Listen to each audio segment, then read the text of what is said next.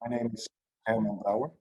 I'm working with Wageningen University, and I'm one of the facilitators of this e-course on food systems. And I'm really excited that so many of you have joined in today, and also so many of you have already been very, very active at our online platform.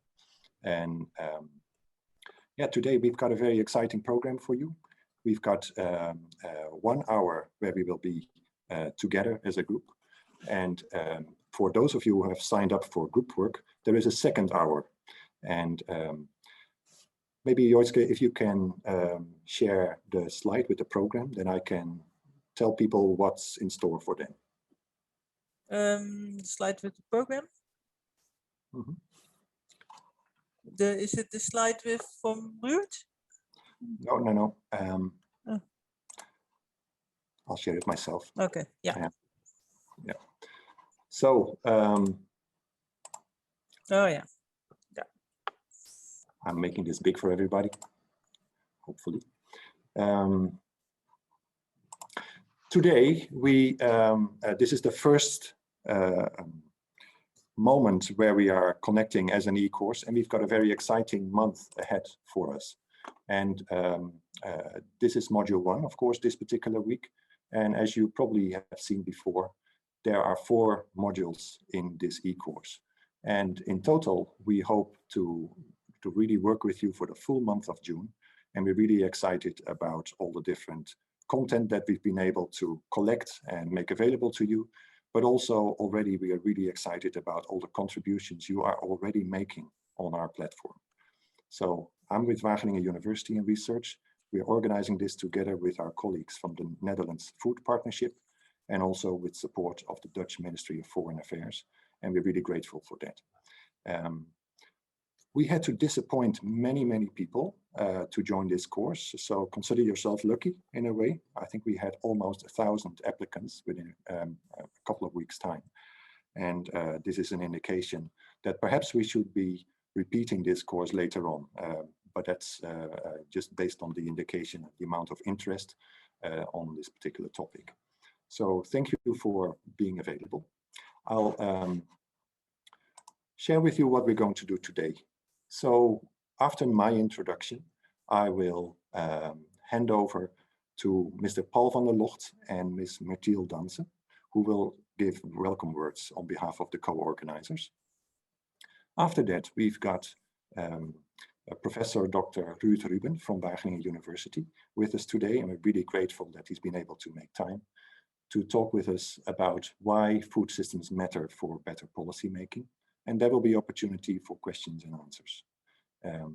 And finally, at the end of this hour, Joitske, who many of you have already seen online, will tell us a little bit about how are the learning process is organized, what we're doing online, what we're doing in the Zoom meetings, and give you some practical tips on how to get the best out of this e-course. So that's what's happening in this particular webinar. For the group work, if you've signed up for it, you can just stay in this particular Zoom meeting, and you know that will you don't need to switch channels or anything like that. You will get help in how to get organized in small breakout groups. Now let me stop sharing my screen. And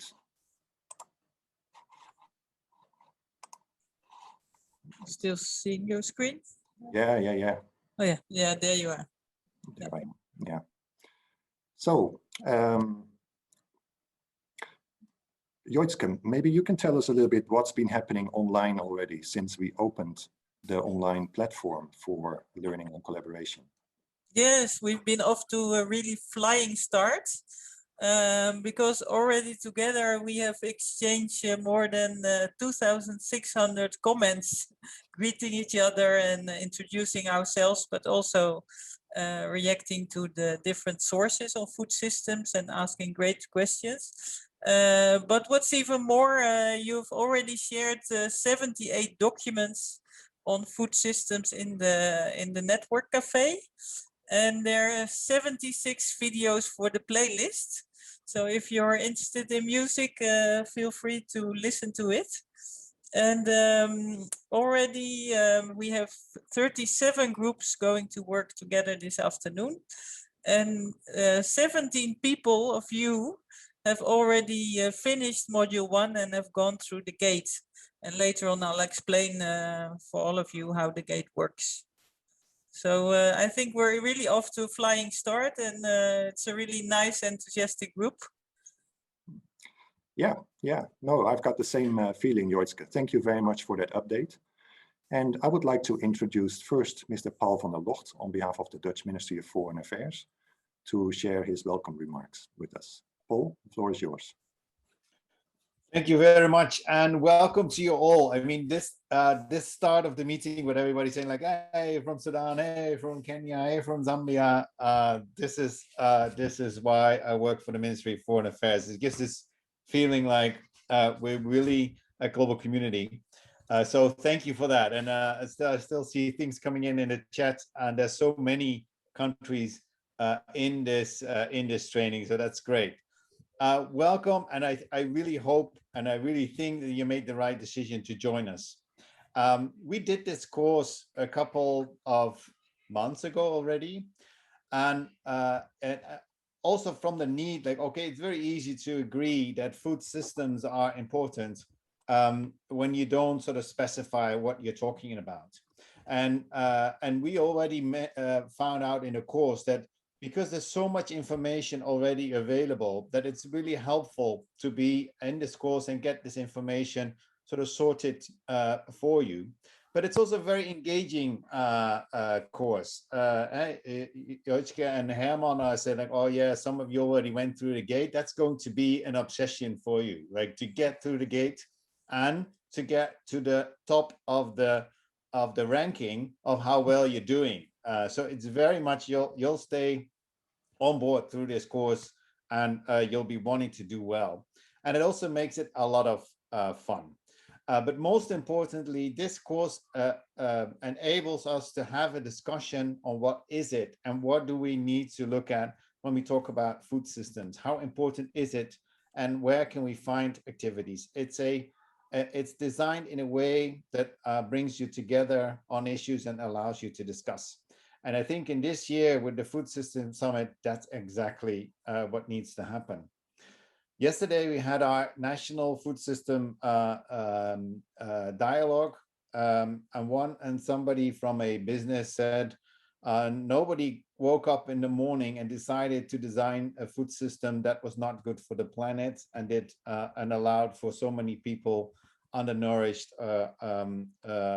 in any way. I think there's many things that happen in the development of our food system that allowed us for a very rich diet for a lot of people. So there's very good things, and those good things we need to identify and build on. But we also have an opportunity now to purposely change where the food system is not working properly. And a dialogue, Luisa Fresco, the chair of Wageningen University, said a dialogue is not to find the average or the middle ground. The dialogue is to listen to each other and find ways to make a difference. And I think that's a very important lesson also for this dialogue today. I wish you a great course, and I'm very honored that I was allowed to talk to you for this brief moment. I wish I could join again because it's a great course. I might ask Hammond to whether I can join in every time the meeting opens, because it's a great feeling. I wish you well, and I hope that you have a great course, learn a lot from each other and from Wageningen University. Thank you very much. Thank you very much, Paul, for your welcome words. And I also would like to welcome Myrtil Danse, the Executive Director of the Netherlands Food Partnership. Please, the floor is yours, Myrtil. Hi, good morning, good afternoon, and good evening, all. This is indeed what Paul says, why we do this work, because we want to be connected with you and with the people you represent or the organization you represent that try to contribute to creating more sustainable food systems, and as such improve food and nutrition security in the world. My name is Myrtil Danse. I'm the director of the Netherlands Food Partnership.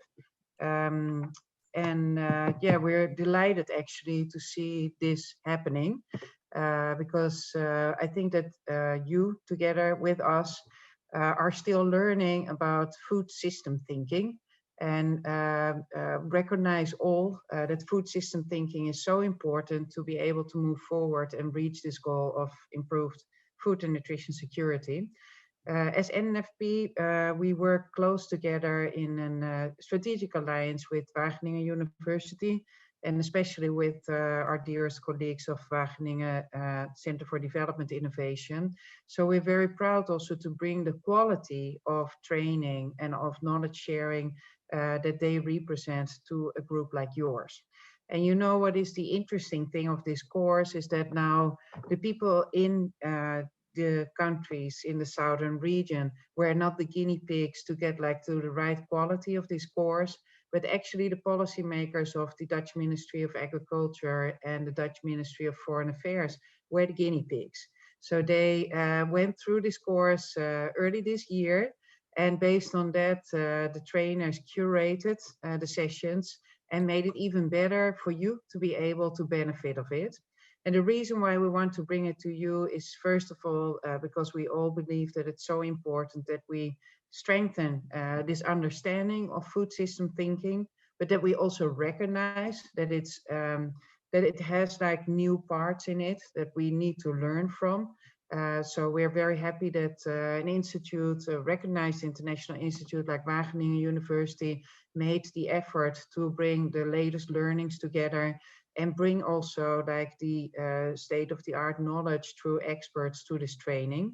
What makes these trainings also very interesting and worthwhile to participate, and we got that confirmed also from the policymakers, is that it's not just listening, but that it's especially participating and making this knowledge your own and trying to use it in your own practice so you can make a change in your own context. So I invite you really to make the time. I know that all of you, all of us are so busy always with things, but it's really worth not only to make the time to attend the first parts of these programs every week and get like the knowledge being communicated to us, but also to participate in all the exercises and yeah, just develop like your own thoughts and participate in the small group sessions. I think that really helps them to also share these learnings with colleagues of yours. And one of the reasons why we also support this training as NFP is because we would like to see if ideas pop up in the different sessions that might be interesting for us also to follow up with you. So a number of colleagues of mine of the Netherlands Food Partnership will attend the trainings, and we work closely together also with the facilitators from the side of Wageningen University to look if there can be some follow-up later on where we as a Netherlands Food Partnership can contribute. Our aim as a Netherlands Food Partnership is that we try to work together with Dutch parties of the food system, together with parties in low and middle income countries to collaborate and as such develop like new initiatives to strengthen the local food system or strengthen existing initiatives. So also next to this or besides this training, please reach out to us if you want to learn more about our organization and also about opportunities to collaborate with us. I wish you a very inspiring training. And yeah, I think definitely, Herman, that the high level of interest to participate and the regret we felt, of course, that we had to reject a big number of people, it reconfirms that this is a relevant training and that we definitely have to repeat it. But you are now the lucky ones that can participate in this round, so enjoy it. Thank you so much, Herman, for the space. Thank you very much, Myrtille, for your words. Before I hand over the floor to Professor Ruerd Ruben, we would like to hear from you as well. And Bram, maybe you can share the slides where the Mentimeter that we've got in store for you. Basically, the way how this works while Bram is setting it up, my colleague, is that we have 3 statements that we would like to get your opinion on. And we're using Mentimeter. Many of you will be familiar with Menti. Basically, on the top of the slide that you see right now, you see the website www.menti.com. So you can use your browser, a different tab to do it. You can also take it on your mobile phone. That's easier. And what we hope that when you enter that website, you should enter a code that is also displayed at the top of the screen. Okay, somebody. Can everybody mute him or herself? Let me mute all, and then you have to unmute, Herman. Yep. Okay. Yeah. I've also put the link in the chat. I'll put it there again. I'll go straight to the voting Mentimeter site. Yeah, so you can find the link in the chat, or you can do it yourself. And if you've entered, I see some people have already found the statement and have already started scoring. That's great. So the first statement that we would like you to reflect on is the one: more food production leads to less malnutrition. So think about that carefully, and then either agree or disagree with that statement. So we hope that you can, as many of you can, give your opinion about this slide. We'll just give you a few more seconds to enter your votes, so to speak, or your scores. Yeah. And some people answer in the chat also disagree. All right, disagree. Yeah. The chat disagrees. Yeah. Yeah. And of course, I'm also asking Ruerd Ruben to also kind of look over my shoulder a little bit and see whatever scores are popping up here in the screen. So you see that at this moment, it looks like many people disagree with this statement, but it's not unanimous. All right. Now let's go to the second statement that we've got in store for you. And this is a statement which reads: higher food prices are an incentive for farmers to produce more food. Do you agree with it or disagree with it? Again, on your Menti, you will find the possibility to score.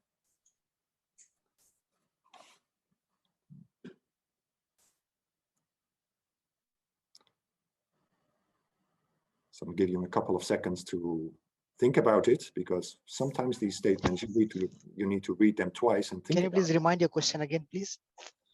The question is: higher food prices are an incentive for farmers to produce more food. Thanks very much. Yeah. And in the chat, I see some people agreeing, some people disagreeing, some people so-so. So we probably have to add that up with the scores that we are seeing on the Menti, which at the moment are getting close to 150 already. And it seems here, Ruud, that the scores are quite evenly divided, with the majority of people tending to disagree, but it's really a mixed bag. Okay, let's go to the third statement, Bram.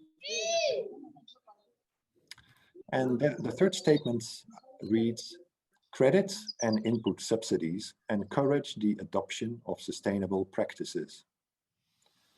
So if you agree with that one or disagree, you can give your scores right now. Credit and input subsidies encourage the adoption of sustainable practices.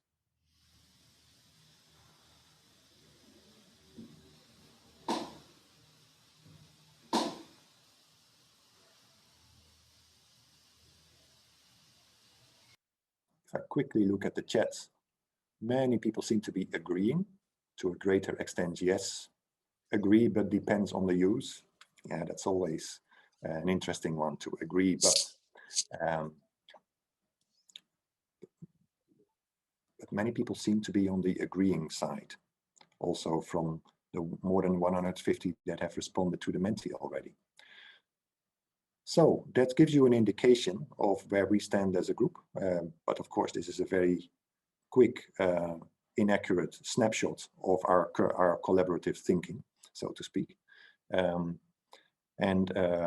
Yeah, Bram, I think we can close the Menti again. And then I'd like to introduce Professor Dr. Ruerd Ruben. He has been a leading voice in researching and debating food systems for many, many years. And he's got a long experience that we are really grateful that he wants to share with us. And Ruud, we're really thankful that you're with us today. And we know that you've probably got some provocative content to deliver to us, and we look forward to hearing more from you. And I would like to encourage everybody, if you've got specific questions for Professor Ruben, then you can of course ask in the chat. We will only be able to take a couple of questions at the end, but feel free to just agree, disagree, ask questions, or interact as much as possible. Ruud, over to you. Yeah, thank you very much, Herman. I'm trying to share my screen. Is it open to you? Yeah, it's working. Okay, thanks for the invitation. I'm really honored. I'm a little bit surprised as well how many people nowadays have an interest in a topic like food systems. That was not the case 10 years ago, I can tell you. And also, I hope that this presentation will help you a little bit better understand what's the difference between, let's say, thinking in food security and thinking about food systems. I believe that that is really a different piece of cake, and it is also asked for different qualities. I'm an emeritus professor, so I am retired, but still very busy. One of the engagement is with the Netherlands Food Partnership in the Supervisory Board, and my major work is now with the International Food Policy Research Institute on a program called Agriculture for Nutrition and Health. And that's why I learn a lot in practice. So I have a program, I'm a little bit a philosopher about how food systems analysis can and should be done. And I prepared a small program. I will talk about 30 minutes, and I hope then we have some time for discussion. I hope that at the end of the day, you understand a little bit, first of all, why we make so many mistakes in food policies. And that's why I asked for the 3 initial statements, because all of them are more untrue than true. By the way, you had more or less similar scores as the employees of the Dutch embassies, so there is not a big difference there. But I will try to show you that it is very good to learn from mistakes, and we make many mistakes in food policies. Secondly, I hope that you, at the end of the day, also are a little bit more sensitized about why is it really relevant to use food systems approaches, that it is different from earlier approaches, and it might also bring you to different ideas on solutions. And then at the end, I will try to give you some practical principles. What does a food system program mean if you have to design it? So that gives a couple of points, 4 aspects I want to share with you. I will start to give a little bit of background about what are the current challenges, then go back to those mistakes and fallacies, and then try to enlighten you a little bit how could you do on yourself food systems analysis, and then give some practical examples of game changers or leverage points that are useful. Now, if you are very busy, you can just go away with the takeaways, or if you don't like them, you can do that as well. But I hope that at the very end of the day, you have 5 points in your mind. First of all, that poor people, that they are very much dependent on affordable and safe food, of course, also on healthy food. But most poor people are buyers of food, so they purchase it on the market. Even many smallholder producers at the very end buy most of the other food that they don't produce themselves. So food prices and affordability is really a key issue nowadays.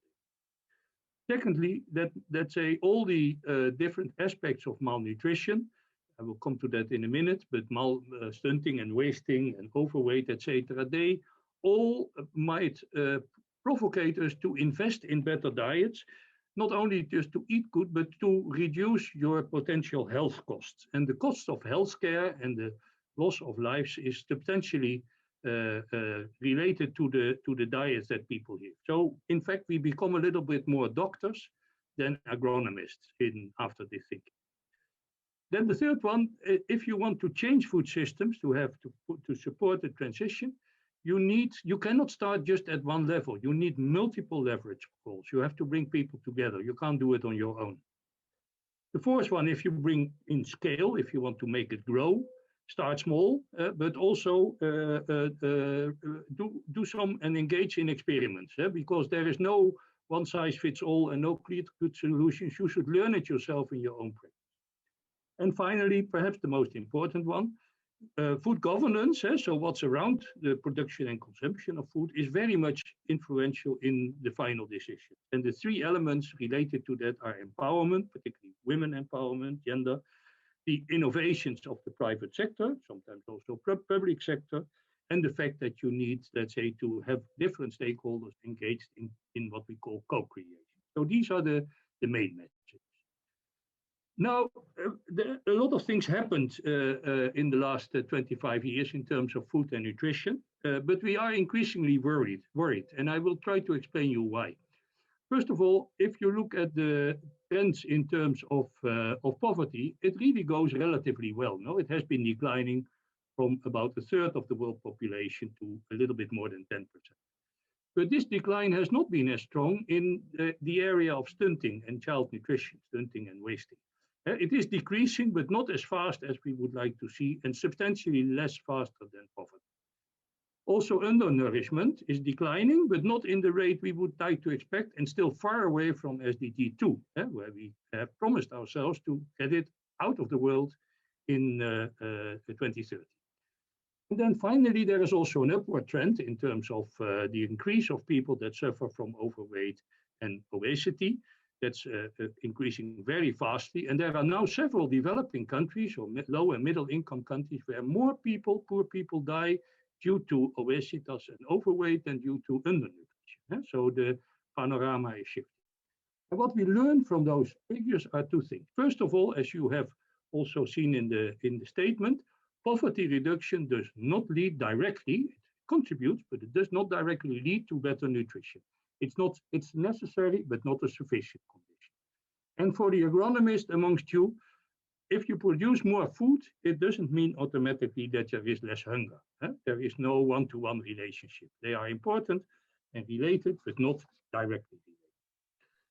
Now, we are very much concerned internationally about the trends in terms of food and nutrition. We see increasing hunger since the last 3-4 years, the left-hand graph of the FAO. It has been increasing again after many years of decline to close to 900 million people. Then there is a calculation that if you want to eat a healthy diet, let's say that more than 3 billion people in the world don't have the resources to do so. And if they do so, let's say they have to spend 70-80% of their household income only on food. And as you can understand, that's not possible because also other commodities have to be purchased. And thirdly, we are all now living still in COVID, and COVID has substantially increased poverty in rural areas, but particularly in urban areas where most people have to buy food. And so there is a big concern, and we should all be worried, in fact. And it goes even further because it's not only food and nutrition, but also the environmental externalities. Food systems cause high emissions and are though responsible for part of the climate change, and also have a negative effect on biodiversity at the moment. So there is a good reason also from the sustainability viewpoint to invest. Now, finally, let's say if we talk about hunger and malnutrition, the problem, as I showed you before, is more complex than in the past. It's not only stunting and wasting, but increasingly also what we call micronutrient deficiency, vitamin A, iron and zinc, for instance, and also overweight. And as you see, many of those problems coexist in different countries at the same time. And people believe even that they are mutually related. So if you have to face stunting and wasting in your early years, you are far more vulnerable for overweight in your adolescent period. Now let's go to this discussion about why we make so many mistakes. And I will highlight you 3 mistakes which we find very frequently. The first one is the price paradox. And that was your statement number 1. Higher prices, people believe, will incentivize farmers to produce more food and eventually lead to a higher and a better food and nutrition security, if everything goes in that linear direction. In fact, that's not how it goes in practice. If prices of food increase, more farmers might want to engage in leisure activities or in off-farm work They do not intensify the labor in food production. So there is a contradictory outcome, and this has been proven in many countries. I worked in Nicaragua, I've seen that, but also in Zimbabwe and some other African countries. The higher prices could eventually also lead to lower food production, and so to lower food and nutrition security. And that's because we many times wrongly look at smallholders only as producers, but they're also consumers. They buy food, so a higher food price is negative if they have to buy food, and they also have a preference for leisure. So that relationship is not a one-to-one relationship. The second mistake is a mistake that we call the adoption paradox. That is your statement number 2. So if you give credit and input subsidies, we usually expect that farmers will adopt more technologies, better technologies, and that might improve the sustainability and the productivity. But that's only one part of the story. If credit is provided, it is only used by farmers if the technologies are not too risky. So adoption only takes place if at the same time risk is reduced. If not, you have a lot of resistance to change. In fact, there is a large literature on it. So if there is resistance to change, resilience of the system does not improve at all.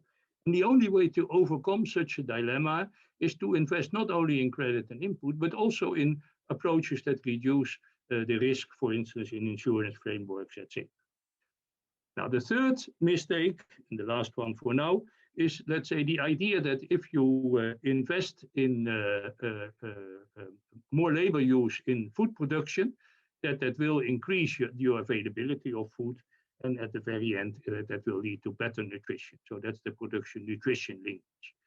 That supposes, in fact, one particular thing, that is that if you want to intensify labor, that there is labor available at the farmhouse. And most of the labor is female labor, sometimes even child labor. So if the gender division of labor limits the substitution of labor for males to females, and also when females don't feel encouraged to do such work, at the very end, it might end up with higher malnutrition instead of lower malnutrition. So gender and gender equality is one of the key leverage points, I can already say, for improving food and nutrition security. Yeah? That's one of the few things we are very certain about. Now, why do we make all those mistakes? There are three reasons for that. One is people, farmers, consumers, etc., they don't have one single objective, they have multiple objectives. They look for income, but also low risk. They want nutrition, but also resilience. And so they have to deal with what we call trade-offs. Sometimes they gain, sometimes they lose, and it goes together. So they have to bargain among them. The second reason is that people, particularly poor people, have limited resources. So any change in technology, in nutrition, is costly and is risky. And they will not be willing to do so if they are not very sure about the more positive outcomes. And we have to assure them from that. And finally, if people livelihood, they depend not only on their resources, but also on how they are related to other stakeholders. So their relationship with other farmers, between men and women, their relationship with policymakers. So food and nutrition security, you can't guarantee on your own. You need to solve it together with others. Now we go a little bit to this food system thinking, and I've already seen in the chat there is a lot of confusion about it. It is really different from food security in many aspects. Here you see the three paradigms that have been shifting from the 1916s, 18, where everybody was focusing on more food production. So there were lots of investment in having better seeds for yield increase, to get better sustainable technologies for food production, guaranteeing farmers tenure security. That was all very helpful, but it was particularly helpful to increase the production. Some 20 years ago, let's say beginning of this century, people started to talk not about food production, but on food and nutrition security. So they also looked at the outcome of nutrition and diets, and then the diversification of crops in the farm became important. Also training of labor for work off farm, and how the linkages with markets, the produce they sell and the produce they buy, because nobody is independent. And then, let's say about 8 to 10 years ago, this food systems paradigm became very popular and still is very popular. And it goes even further. It looks at the issues we mentioned before. It looks at risk management. It looks at the role of gender empowerment. It looks at stakeholder cooperation. So basically, it tries to not only change technical relationships in the food production and consumption system, but also it changes attitudes and it changes behavior. And I tell you, that's even more difficult than just a technology change.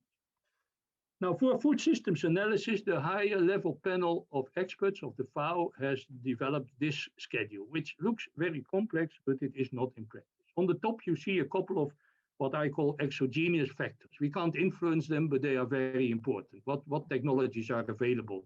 What's the political system? How is urbanization growing? So for policy, short-run policies, you have to consider them as external or exogenous drivers. Where the really food systems interactions take place is at the bottom between the different food systems components, the production side, the distribution side, and the consumption side. The three blocks you see over there, and we call them food systems components, and we can also put them in a very simple interactive framework: production, consumption, and food environment. And then finally, and that makes it complex, we look at different outcomes, not only diets and nutrition or poverty, but we also look at outcomes in terms of environmental externalities and the inclusive livelihoods that farmers and consumers can build. So this relationship, particularly between how production and consumption are linked and what does it deliver, is the core item of food systems. Now, food system transformation is not the only transformation that takes place. It is a big one. It means that, let's say, people spend less of their household income on food, and if they spend more, they spend it basically on not on basic foods and fruit and vegetables, but on ultra-processed foods, usually also imported foods. So that is what we call the diet transition. But there is also a transition in many places of the world, particularly East and West Africa, that the smaller farms become smaller and smaller, and that middle-sized farms, that they produce most of the food market. And the third transition is in the value chain, sometimes called the supermarket revolution. A large part of the value added that is produced in agriculture just end up with the producer, but in between, in the midstream. So a lot of things are changing at the same time, and that increases our complexity. And then I have two figures that might inspire you. If you look at, you need a little bit of new imagination to look at food systems beyond food security. What we used to do in the past is this type of analysis, just causality. You start somewhere, and then it gives a kind of linear response reaction. Now, what we have to deal nowadays is more, let's say, an interactive framework, where people and agents are interacting in different areas, they influence each other, and you can understand it's not as easy to find good solutions in the type of schedule as you see on the right. Now we go a little bit more to the practical side, and you might be most interested in that part. How to improve food systems. Now, first of all, we are not looking for just simple fixes on a problem that needs one solution. You have to look for solutions that are sustainable in the long run as well. And usually those solutions are found somewhere else than where the problem is. So it is not just repairing it where it is. You have to look at solutions that go beyond the original problem. And those solutions are not simple solutions, technologies, but they also include economic changes and behavioral changes. So that's quite a lot. Secondly, you need to understand a little bit how change happens. I'm not an expert in that, but this is not a uniform process. It's different in all different places. Usually it starts with small steps, and then it is scaled towards higher levels. But it is, let's say, not a single push and pull process. And then finally, as I said before, it's all about people. So how do people respond? So what we try to influence is the behavior of people. Now, just 4 principles that might be useful before I show some practical examples. I will just do it very briefly because it is all on the sheets. The first principle is that if you want to change food systems, you have to work on different sides. You cannot only work on production or consumption, you have to do it simultaneously. You also have to consider what happens outside the farm, or farm employment, etc. That might be a big trigger for better nutrition, not only farm production. And in value chains, we usually look at different levels, both the consumer and the producer part, but increasingly the midstream is considered the dynamic part of the supply chain. Now, the second principle is that you need linkage, you need feedback between people. So you have to look at what happens if more vegetables are produced, what happens with the market price of vegetables. It might go down if everybody is engaged, and that is not a negative, not a positive response. You're also looking for spillovers to other households. So if a few households start, that others become engaged as well. And finally, let's say it's very important to look at what happens within the household, between males and females, and also with children, how food finally ends up in nourishment and nutrition. The third principle is that you can do it on your own, and that you need to engage, let's say, many people in what we call collective action. In fact, that is also the principle of the Netherlands Food Partnership. And therefore, many, sometimes strange stakeholders have to work together, and you have to engage them. Not only food producers, also water companies and transport companies. And then you have to bargain with them, because it is not, they will not automatically engage. You have to try to get them into your activity. And then finally, as I said, you have to work from both sides.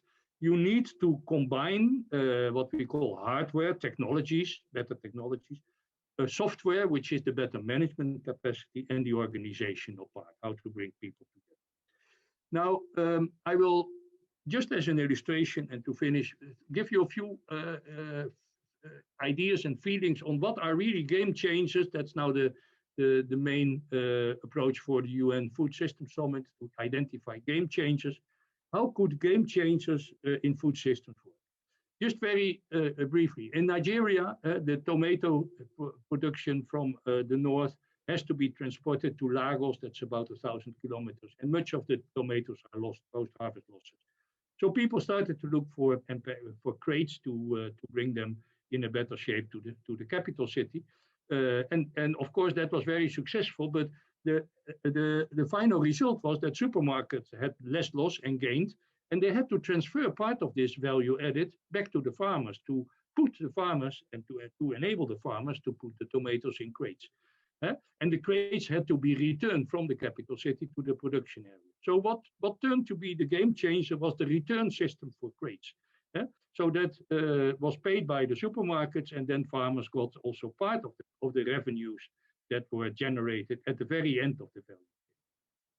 In Myanmar, we worked on dietary diversity. That is a very important issue for improving nutrition. Many people believe that it has to do with more different production at the farm. But what proved to be very effective was engaging in off-farm employment, in labor income. And with that labor income, they could buy different types of food. So it's not always on the farm that it happens.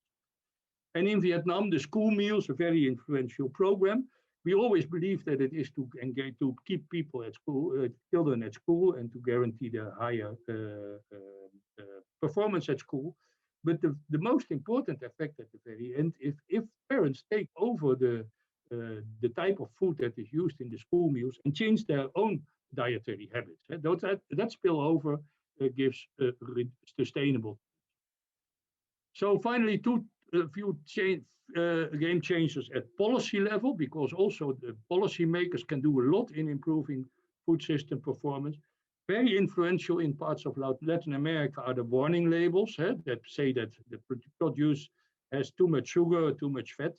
And we always believe that that has an influence on consumer choices, but that's not so important. It was far more important that the industry didn't want to have such negative labels on the produce and started themselves to modify the formulas of the products. Also in Africa, fermented foods is a very well-known example, where the quality of food can be improved by through fermentation, but also at the same time, you get a lot of female entrepreneurship involved. And so you have a larger shelf life of product, but also a higher dietary content. And then let's say in the behavioral side, what we call nudging. So the fact that you are not, so you are creating in a way social norms, that people are eating more fruits and vegetables, for instance, and that you make that like the easy solution, and that, let's say, unhealthy foods become a little bit more difficult to acquire, even if they are. So there is a lot to do for you, and that's my final sheet. In different areas. First of all, I hope that you will understand now that you need to combine the changes in technology and changes in behavior. I hope that you also understand that horizontal cooperation is important, but perhaps even more important, vertical cooperation between different players. That you can't do it on your own, you need individual solutions and collective response. And then finally, dealing with those trade-offs, what we are looking for is how to get solutions that help simultaneously to improve nutrition and climate, or that reduce poverty and malnutrition. Now, you are the new generation, so I'm totally confident that you will be able to do so. Thanks very much. Thank you very, very much, Ruud, for this roller coaster ride on food system thinking and practice as well. And the good news is that we'll have a couple of weeks also in later modules to really dive in some of these topics and unpack some of the concepts that Ruud has been talking about.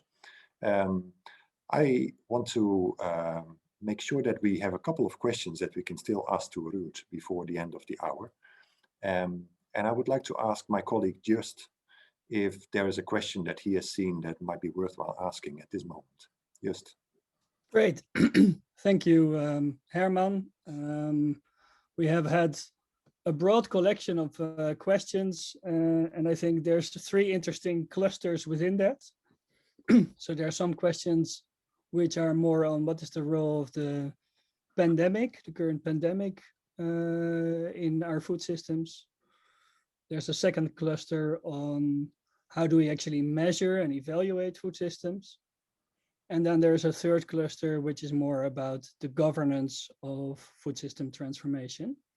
So maybe to start with the questions which are related to the role of COVID, there were a few questions. One question was regarding what do you see as the... I'll wait a bit. Yeah, let me mute everybody. Oh yeah, no, it's fine. Yeah. So please, everybody except the speakers, mute yourself. Yes. So the first question was, to what extent has the COVID pandemic impacted food production and nutrition patterns? And the second question related to it was, what is the best agricultural policy for recovery from COVID-19 negative impacts on the agro-food system? So maybe you can dwell on this first, Ruud. Yeah, in fact, COVID has been a big learning for many of us. Let me say, as a researcher, we learned that how to do and get information on effects on poverty and nutrition through mobile phones, for instance. That was, and let's say the research process has become considerably more effective and rapidly in a way. So we could provide more short-term answers. What COVID shows us also from our IFPRI work and a survey we did with Wageningen is that the largest effects are not from COVID, but from the measures to retain COVID, the control measures in terms of market interruptions and sometimes even export constraints, etc. So the fact that food was not available to the large part of net consumers, urban consumers, they suffered most. Also because they live closer to each other, so the infection rate is higher in urban areas than in rural areas. The other side of the coin is that, let's say, now everybody is convinced, I hope so at least, that the idea of building back better is and taking rapid responses if something goes wrong is politically feasible and also highly relevant. So let's say the UN summit in September hopefully will also create a little bit more a platform for steps that go beyond just simple solutions. And there are no simple solutions, first of all. So That's a learning that has been useful, and we don't know yet how the recovery from COVID takes place. But I think also in terms of the nutritional challenges related to COVID, that the importance and the risk of being overweight and susceptible to food safety and other risks has become very noticeable. And I think there is a new discussion now about the composition of diets and particularly about the role of ultra-processed foods. Great, thank you, Ruerd, for answering these questions. I have a second cluster of questions, which is more related to the evaluation and measurement of food systems. So one question is, how can we evaluate or measure the sustainability of food systems? Are there specific elements to consider for each phase of this system? And another question was, to understand change, you need data. What kind of data do you collect in a food system without being overwhelmed? So maybe you can reflect on these two questions. Yeah, that's an excellent question, because you easily get lost if you take on board everything. So the discussion now on we call basically national food system, so that's the scale in which much of the analysis takes place, is how to find elements, what we call game changers or leverage point, that change the interactions between production and consumption. So it's not very relevant to measure only just production outcomes, how much food is produced. Neither is it very relevant to measure how much stunting and wasting takes place, and if that is reduced in a particular place, or what's the prices of food. But the interesting thing is how they are related to each other. And I strongly believe that you have to combine a little bit a theory from what we know already with analysis on areas we don't know. And we know a lot, as I've shown in the beginning, with the failures on how production and trade and consumption are just related as a mechanism for addressing malnutrition and sustainability. We don't know, however, how we can work for two or more objectives at the same time. And that is critical. For instance, if we believe that the most scarce element in the diets of poor people are fruit and vegetables and fish, sometimes dairy. Those are perishable commodities. So if you want to bring them to urban areas, you need a lot of cooling and transport, which is not very positive for the environment. It's energy intensive. So you have to find a way for overcoming that trade-off, that tension. And I mentioned, for instance, fermentation as one of the ways to do so. So you mobilize a local technology that maintains the quality of food and at the same time improves shelf life of the products without all these energy demands.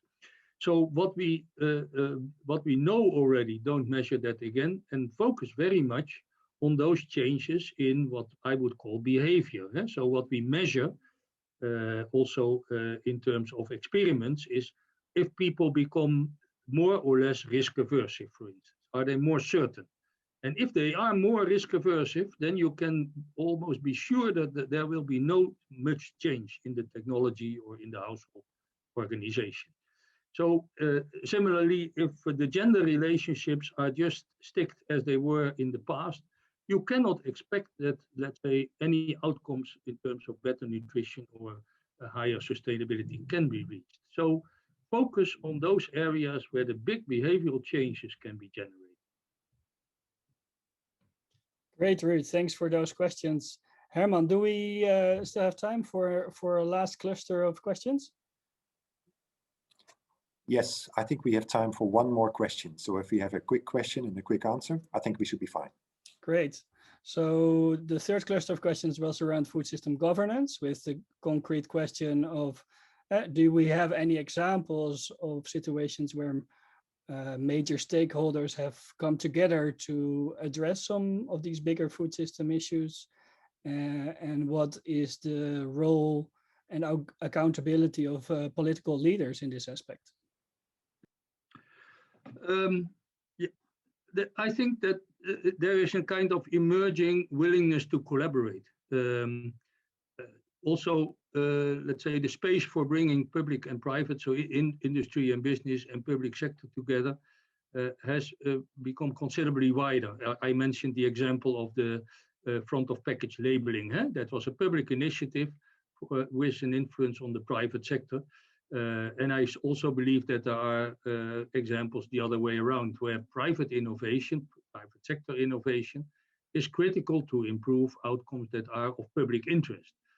In fact, most of the midstream investments in value chains, a lot of the work by Tom Reardon is focused on that, try to reduce post-harvest losses, for instance, and at the same time get a higher quality of the produce on the shelf.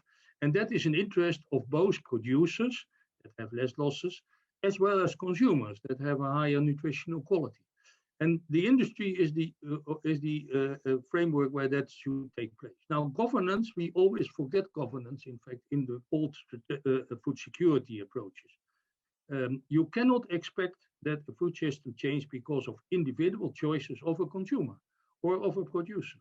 People need to be enabled to make healthy choices.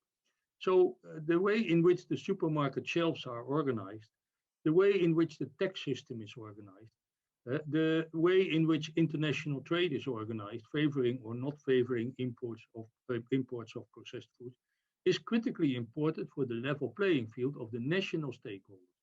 And we always tend to forget that a little bit. We start looking directly in what's happening on the ground.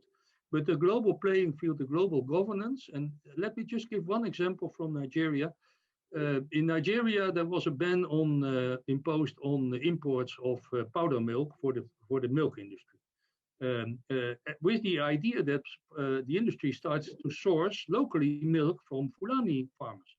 And in fact, that proved to be extremely effective. So with a trade arrangement, you can reinforce or enforce other type of internal relationships between suppliers and producers. And so that creates another level playing field for action. And there are many, many of those examples, in fact. Thank you very much, Ruud, for answering those questions. They were not the easiest ones. Joyske, I think we still are interested to learn a little bit more about what's going to happen next on our online platform and with the group work. Please, can you enlighten us?